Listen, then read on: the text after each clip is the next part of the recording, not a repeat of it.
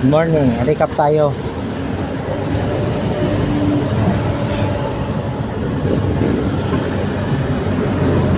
Ito pala yung diagram. Whirlpool 110 volts. Ito tayo. Nakita yung arrow. Ayan, arrow. Line 1. Ito. Line 2 niya. Ito. Tapos common line. Ito. Ito. Tapos ito sa switch. Ang diagram natin is number 21 starting, running number 18. Okay.